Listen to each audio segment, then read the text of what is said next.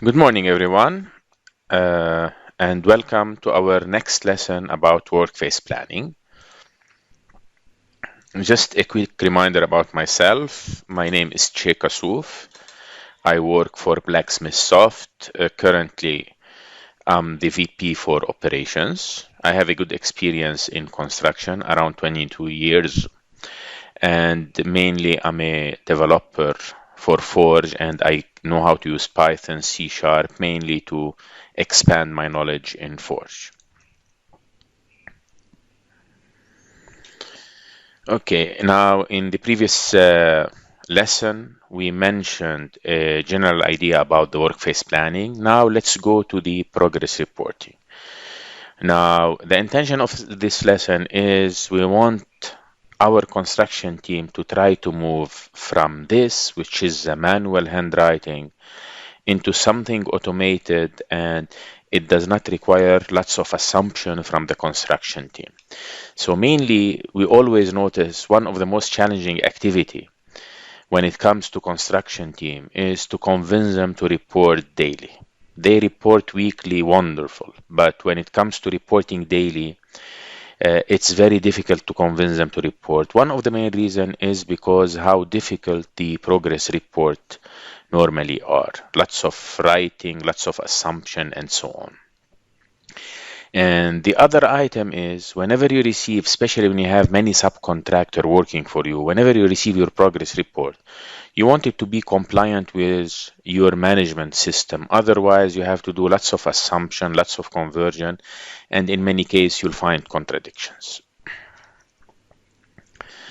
Now, if we look at reporting from our point of view, there are a number of prerequisites. So for you to produce a report and send it to site so that they can fill it seamlessly and it can talk to the system, we want to make sure that you include the quality forms part of this report so that whenever a construction person finishes his job, he needs to immediately be able to raise a quality verification document or QC form, send it to the QC, and they sign on it and tell him that your job is complete as per quality.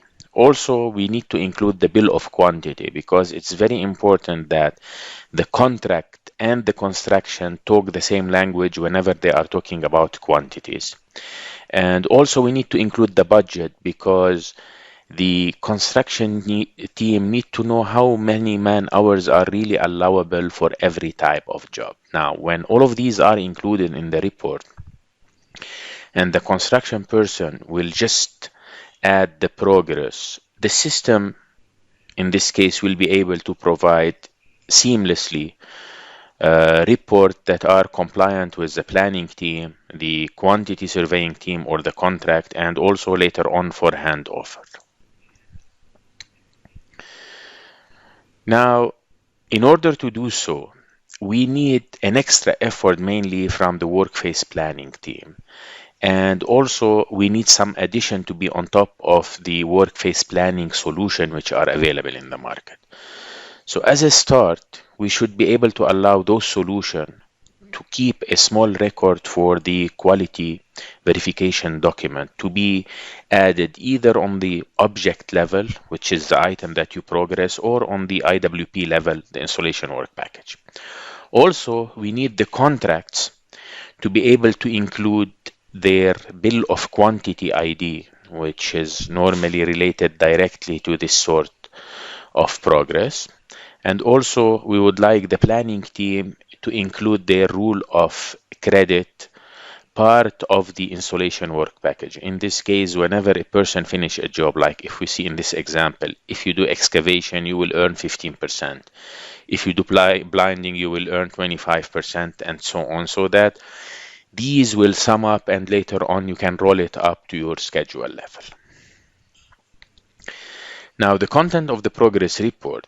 Many people are fans of including so many, let's say, information in the progress report. I'm personally against it. I want to make it as simple as possible. And this is why, if you notice, we just include the bare minimum here so that the construction person is not confused. Whenever he finish excavation, he just say, I finished it. And we always try to make the reporting to be 0-100 whenever is possible, because this will guarantee a visual and measurable progress, tangible progress that's happening. Now, if we use the automation or we use the technology available in the market properly, you can see that people using their even mobile phone, they can, while on site, be able to look at the model, be able to look at the drawing, they can do the progress as they are going. And this is quite important. Because even if you have the drawing in your site office, sometime if you want to look at certain item, you need a pointer to tell you which drawing we are talking about, and this sort of technology can help you a lot. Definitely, whenever these progress happen, you immediately will be able to progress your schedule, you will be able to produce the payment application, and of course, if your QVD or quality verification document are properly signed, when later on you want to hand over your part of the job, which is the system wise, you should be able to do it seamlessly. Now here, if you notice, whenever the job is progressing, okay, the site team need to report based on the rule of credit, step by step. Then when the job is completed, the Workface need to fill the QVD and have it signed by the QC. Now definitely from there on, that's where his job ends, and the rest should be a seamless IT, let's say, sort of reporting that will calculate the percentage and feed it to the schedule, calculate the payment and the cost and feed it to the payment application system, and definitely it will know what QVD are already required to be signed, whether signed or not, and he will hand it over to the handover system.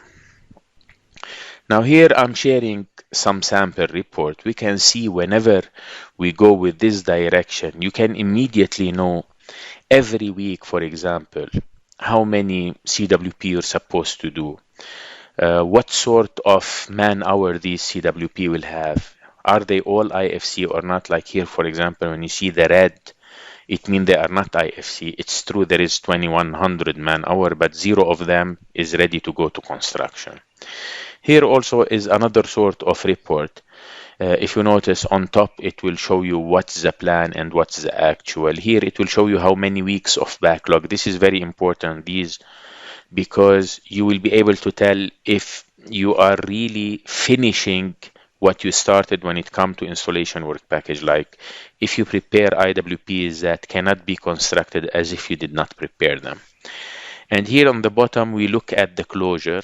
Basically, closure is extremely important. Whenever the time allocated for a certain IWP is passed, the IWP should be closed. If not, it means there is some sort of issue happening in the way the division of the IWP, and this sort of report is a good highlight. Well, enough in this lesson.